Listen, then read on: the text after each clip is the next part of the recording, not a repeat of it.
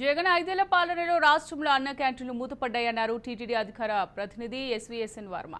Varma's Kavya foundation ద్వారా పిఠాపురంలో అన్నదానానికి ఆఖరి రోజు అన్నారు. రాష్ట్రంలో కూటమి ప్రభుత్వం ఏర్పడడంతో ఈ నెల 15 నుంచి అన్న క్యాంటీన్ ప్రారంభమవుతుందని, దీంతో తాను చేపట్టిన అన్నదాన కార్యక్రమం నిలిపివేస్తున్నట్టు చెప్పారు.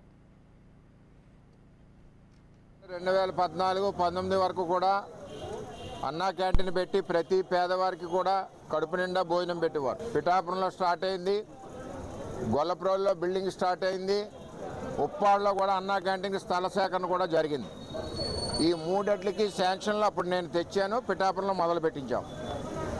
తదుపరి జగన్మోహన్ రెడ్డి గారు వచ్చాక మొత్తం అన్నా క్యాంటీన్లు బంద్ చేసి పేదవాళ్ళు పొట్ట మీద కొట్టారు.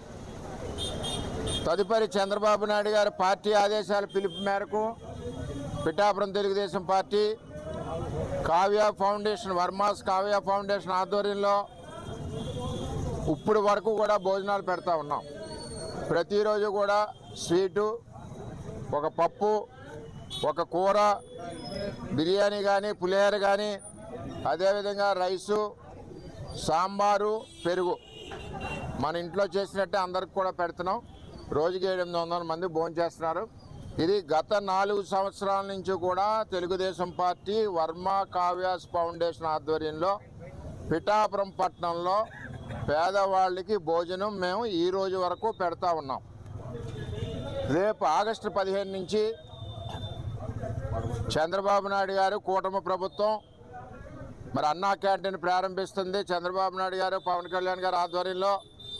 అందువలన ఈ రోజుతో చివరి రోజు, అంటే గత 4 సంవత్సరాల నుంచి ఈ రోజు వరకు కూడా మేము పేదవాళ్ళందరికీ కూడా భోజనం పెడతానే ఉన్నాం. అంచేత వచ్చి మరి 15వ తారీఖు ఆగస్టు 15 నుంచి మన మున్సిపల్ కళ్యాణ మండపం దగ్గర ఉన్న అన్నా క్యాంటీన్లో ఉచిత భోజన వసతి కూటమి ప్రభుత్వం ఆధ్వర్యంలో ఉంది కాబట్టి అందరూ కూడా అక్కడికి రావాల్సిందిగా